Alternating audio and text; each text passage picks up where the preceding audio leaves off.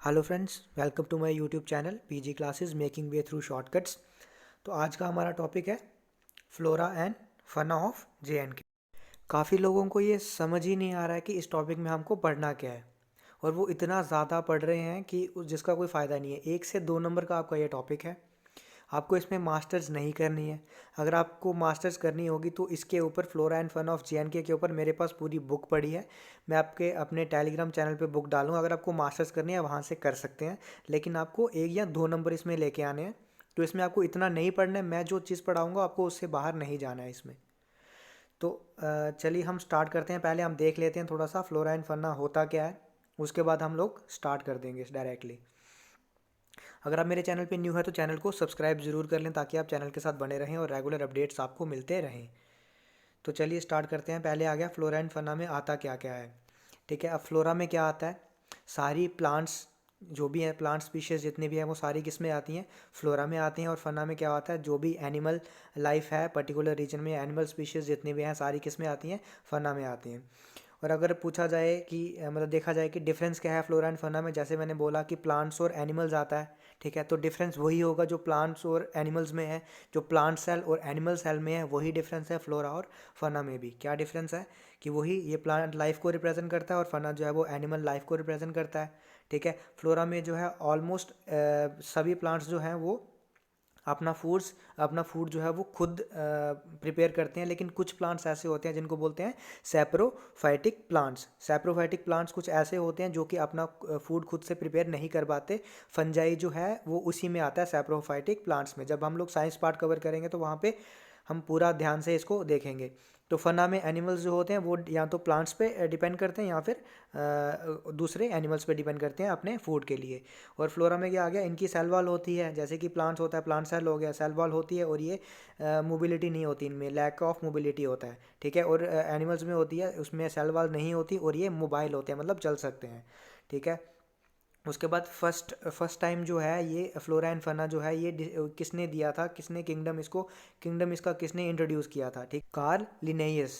ठीक है, Karl Linnaeus ने इंट्रोड्यूस किया था 2 किंगडम्स, जो कि थे वेजिटेबलिया जिसको फ्लोरा बोलते हैं और एनिमेलिया जिसको फना बोलते हैं। कब किया था, 1735 में। क्या पता यही क्वेश्चन आपको पूछ सकते हैं उसमें से कि फर्स्ट टाइम किसने इसको इंट्रोड्यूस किया था किंगडम्स को। उसके बाद आते हैं हम लोग, हाँ अब हम नेशनल पार्क क्यों पढ़ेंगे इसमें। ठीक है, आपका क्वेश्चन बन सकता है नेशनल पार्क क्यों पढ़ रहे हैं फ्लोरा एंड फना में। इसलिए पढ़ रहे हैं क्योंकि देखो नेशनल पार्क्स में क्या है, कुछ इंपॉर्टेंट चीज़ें हैं, जैसे कौन सा नेशनल पार्क जो है वो कौन से एनिमल या कौन से बर्ड के लिए फेमस है। ठीक है, तो अगर बर्ड या एनिमल आ गया तो वो किस में आ गया, फना में आ गया। तो जिसके लिए वो फेमस है वो फना में आएगा, वो इंपॉर्टेंट पार्ट बन जाएगा। तो इसीलिए हम लोग नेशनल पार्क जो है वो कवर करेंगे। अपने थोड़े से पॉइंट्स देखेंगे, जो इंपॉर्टेंट पॉइंट्स है वही कवर करेंगे, लेकिन करेंगे। अब नेशनल पार्क होता क्या है, national park is an area which is strictly reserved for the betterment of the wildlife and biodiversity and where activities like development, forest hunting and grazing on cultivation are not permitted. मतलब national park वो area है, ठीक है, जो कि reserve करके रखते हैं हम लोग अपनी वाइल्ड लाइफ के लिए, वाइल्ड लाइफ प्रोटेक्शन के लिए। और जो डेवलपमेंट होती है या फिर फॉरेस्ट में हंटिंग करते हैं जो, या फिर ग्रेजिंग जो होती है वो वहाँ पे अलाउड नहीं होती। मतलब कोई भी डेवलपमेंट एक्टिविटी, कोई भी हंटिंग एक्टिविटी उस जगह पे अलाउड नहीं होती। और उसकी बाउंड्रीज जो होती हैं वो वेल डिफाइंड और मार्क्ड होती हैं। उसको क्या बोलते हैं, नेशनल पार्क बोलते हैं। अब अपनी बात करें JNK यूटी की, तो नेशनल पार्क्स कितने हैं, 4 हैं। ठीक है, लेकिन अगर आप ऑफिशियल वेबसाइट पे देखोगे, JNK wild life protection JNK की ऑफिशियल वेबसाइट पे अगर आप देखोगे तो अभी भी उन्होंने 5 ही नेशनल पार्क्स लिखे हैं, जो कि हेमिस नेशनल पार्क लद्दाख में है, लेकिन अभी भी उन्होंने उसको JNK में ही लिखा है। तो JKSSB का कोई भरोसा नहीं है। हमको 2-4 पॉइंट्स देखने हैं तो हम लोग उसके भी देख लेंगे। तो कौन कौन से नेशनल पार्क्स हैं JNK में, एक आ गया डाचीगाम नेशनल पार्क, दूसरा आ गया सलीम अली नेशनल पार्क, और जिसको बोलते हैं सिटी फॉरेस्ट नेशनल पार्क भी बोलते हैं। तीसरा आ गया काजीनाग या फिर काजीनाग भी बोलते हैं, QAZI वैसे भी होता है, काजीनाग नेशनल पार्क। और चौथा आ गया Kishtwar high altitude national park. और हम पांचवा हेमिस नेशनल पार्क भी हम लोग देख लेंगे। पता है हमें कि ये यूटी ऑफ लद्दाख में है, लेकिन फिर भी हम इसको 2-3 पॉइंट्स इसके पढ़ लेंगे। JKSSB का कोई भरोसा नहीं है हमको। उसके बाद आते हैं डाचीगाम नेशनल पार्क पे। ठीक है, एरिया कोई नहीं पूछेगा, वैसे मैंने लिखा हुआ है कि, लेकिन कोई नहीं पूछेगा इसको। तो डाचीगाम का मतलब क्या होता है? डाचीगाम मीन्स 10 विलेजेस, ठीक है। डाची मतलब 10 और गांव मतलब गांव, ठीक है। डाची गांव मतलब 10 विलेजेस। और ये नेशनल पार्क कब डिक्लेयर हुआ था? ये हुआ था 1981 में। और किसके लिए जाना जाता है? बेस्ट नोन फॉर हंगुल या फिर कश्मीर स्टैग, जो कि हमारा स्टेट बर्ड था। अब यूटी बर्ड है कि नहीं, यूटी एनिमल, सॉरी, एनिमल है कि नहीं है, वो हम आगे देखेंगे। नेक्स्ट आता है सिटी फॉरेस्ट या फिर सलीम अली नेशनल पार्क, ठीक है। ये किसके नाम पे पड़ा है? ये थे famous ornithologist doctor Salim Ali, ठीक है, उनके नाम पे पड़ा है ये सलीम अली नेशनल पार्क। और ये पार्क किसके लिए फेमस है? एवियन फना के लिए। अभी हम देखेंगे इसमें क्या आता है, एवियन फना में क्या आता है। अब इसमें फ्लोरा सॉरी, फ्लोरा यहाँ पे क्या क्या आएगा, यहाँ पे कौन से ट्रीज़ की स्पीशीज़ पाई जाती हैं। वैसे तो काफ़ी सारी होती हैं, हमको नहीं पढ़ना है, ना ही हमको ये चीज़ पढ़नी है कि यहाँ पे कितनी स्पीशीज़ ऑफ ट्रीज़ पाई जाती हैं, ना ही उनके हमको साइंटिफिक नेम पढ़ने हैं, सिवाय 2-3 के। तो हमको सिर्फ इतना याद रखना है कि मेन ट्रीज़ कौन से हैं। अब JNK में आप देखोगे तो मेन ट्रीज़ यही हैं, देवदार हो गया, ओक हो गया, पाइन हो गया, फिर हो गया, उसके बाद चिनार हो गया, ये सब जो है ये फेमस ट्रीज़ हैं, तो ये हमको पढ़ने हैं। उसके बाद फना में आ गया, इसमें क्या क्या आता है? Hangul, musk deer, Himalayan black bear इसमें आते हैं। और एवी फना में क्या आता है? इसमें बर्ड्स आते हैं, 70 स्पीशीज़ ऑफ बर्ड्स, लाइक कौन कौन सी? हिमालयन मोलर, हिमालयन स्नोकॉक और रिंग डोव, ऐसे कुछ वर्ड्स आते हैं इसमें। अब इसमें इंपॉर्टेंट क्या है? हिमालयन मोनल इसमें इंपॉर्टेंट है। क्यों इंपॉर्टेंट है? क्योंकि ये नेपाल का नेशनल बर्ड है, याद रखना है। एन मैंने क्यों लिखा है? एन मैंने इसीलिए लिखा है, ये वाला एन जो मैंने लिखा है इसीलिए लिखा है कि ये नेपाल का नेशनल बर्ड है। उसके बाद ये उत्तराखंड, ठीक है, उत्तराखंड का ये स्टेट बर्ड है, याद रखना है आपको ये पॉइंट। हिमालयन मोनल जो है नेपाल का नेशनल बर्ड है, उत्तराखंड का स्टेट बर्ड है, और हिमाचल प्रदेश का भी स्टेट बर्ड था। कब तक? 2007 तक ये हिमाचल प्रदेश का भी स्टेट बर्ड था। तो ये इसमें इंपॉर्टेंट चीज़ें हैं। नेक्स्ट आते हैं, ये है हमारा हिमालयन मोनल, ठीक है।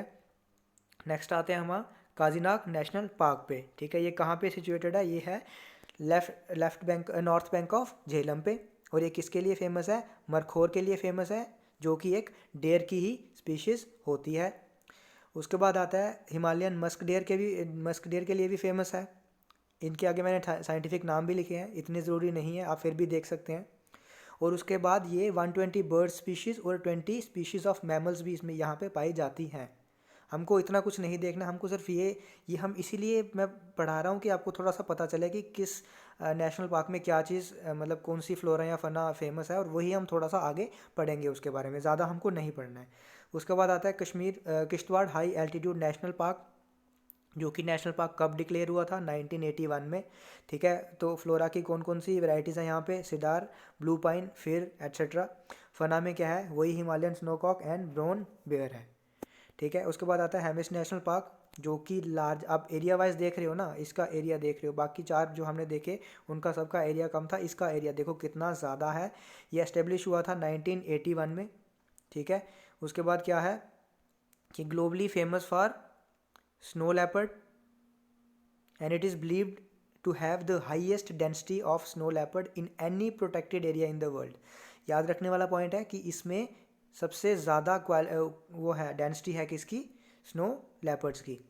और ये largest national park in India है, इसीलिए इसी पॉइंट के लिए हमने सिर्फ इसको पढ़ा है, हेमिस नेशनल पार्क को, इसी पॉइंट के लिए कि ये पॉइंट पूछ सकते हैं कि लार्जेस्ट नेशनल पार्क जो है वो इंडिया में कौन है? वो है हेमिस नेशनल पार्क, जो कि अब यूटी ऑफ लद्दाख में है। उसके बाद मेन इंपॉर्टेंट हमने कुछ पढ़ने हैं, कौन कौन से? उसमें से एक है कश्मीर स्टैग या फिर हंगुल, जो कि हमारा स्टेट एनिमल था, अब है कि नहीं है, हम उसको देखेंगे। तो ये है, इसका साइंटिफिक नेम क्या है? मैंने लिखा है नीचे, साइंटिफिक नेम क्या है? सर्वस कैनेडिनिस, ठीक है, सर्वस कैनेडिनिस हंगलू, ये इसका साइंटिफिक नेम है, ठीक है। तो हंगलू से अब डायरेक्टली हंगुल आपको पता चल रहा है, तो इतना आपको याद रखने की ज़रूरत भी नहीं है, ठीक है। और ये सब स्पीशीज़ है किसकी? ईल।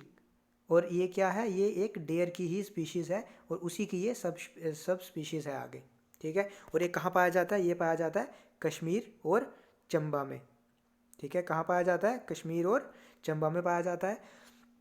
अब इसके रिलेटेड एक इम्पॉर्टेंट चीज़ क्या है, इसके रिलेटेड इम्पॉर्टेंट चीज़ है प्रोजेक्ट हंगुल। ठीक है, प्रोजेक्ट हंगुल क्या है, जब ये स्टार्ट में देखा गया था 1940s में, इसकी जो पॉपुलेशन थी हंगुल की वो कितनी थी, अबाउट 3000 टू 5000 सॉरी। लेकिन 2019 पे इसकी जो पॉपुलेशन है वो कितनी डिक्रीज, आप देख सकते हैं कहाँ 3000 टू 5000 से कहाँ 247 पे आ गया है। तो ये कहाँ पे किस में आ गया, क्रिटिकली एंडेंजर्ड स्पीशीज़ में। और ये कौन डिक्लेयर करता है कि ये एंडेंजर्ड स्पीशीज़ है या वल्नरेबल है या अभी एक्सटिंक्ट हो गया है, या कौन डिक्लेयर करता है, ये करता है IUCN।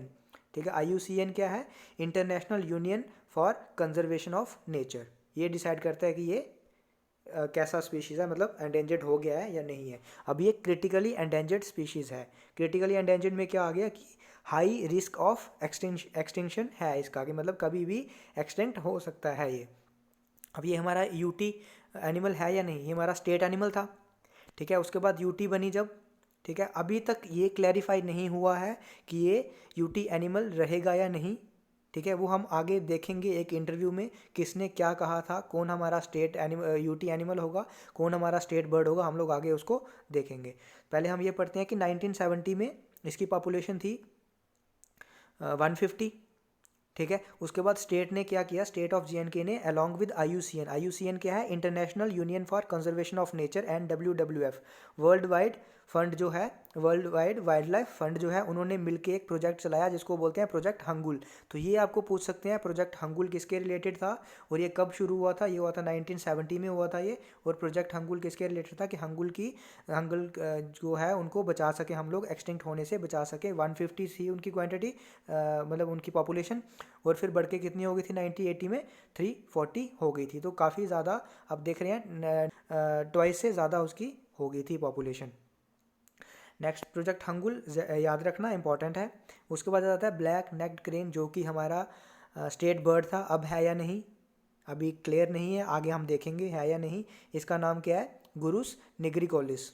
ठीक है, 139 सेंटीमीटर और 5.5 kg इसका वेट है, इतना इंपॉर्टेंट नहीं है। वाइटिश ग्रे कलर है और ब्लैक इसका हेड होता है, और ये नियर थ्रेटन्ड स्पीशीज़ है, मतलब कि एक्सटिंक्ट होने वाला है। ठीक है, अब उसके बाद आते हैं, ये है आपका हंगुल। ठीक है, ये है आपका ये कश्मीर फ्लाई कैचर। ठीक है, अब बोला जा रहा है, माना जा रहा है कि ये जो है हमारा आने वाला यूटी बर्ड होगा। ठीक है, अभी तक कहीं पे क्लियर नहीं है, कहीं किसी ने कुछ नहीं बोला इसके बारे में, लेकिन ये बोला जा रहा है कि ये आने वाला हमारा किसी भी समय डिक्लेयर हो सकता है कि हमारा यूटी बर्ड कौन सा है, वो होगा हमारा कश्मीर फ्लाई कैचर। तो फ्रेंड्स, आज का पार्ट जो है वो यहीं ख़त्म करते हैं, वीडियो काफ़ी लंबी हो रही है और इसमें काफ़ी अभी बचे हैं, तो अगर मैं लेके जाऊंगा तो ये आधे घंटे तक चला जाएगा, तो वो काफ़ी लंबा हो जाएगा, तो उसमें क्वालिटी का इशू भी आ जाता है फिर, क्योंकि 2G नेटवर्क है। तो इसीलिए आज हम इतना ही रखते हैं, जितना मैं पढ़ा रहा हूँ उतना आपको सफिशिएंट है, इसके बाहर आपको नहीं जाना है। जो भी इंपॉर्टेंट है, चाहे वो करंट अफेयर के रिलेटेड होगा या जो भी इंपॉर्टेंट चीज़ होगी, वो आपको एक ही वीडियो में सारा कुछ मिल जाएगा। तो वीडियो पूरा देखें, चैनल के साथ बने रहें, चैनल को सब्सक्राइब करें, वीडियो को लाइक करें और फ्रेंड्स के साथ शेयर करें, और बेल आइकन को प्रेस करें ताकि आपको रेगुलर अपडेट्स इसके मिलते रहें। Thank you.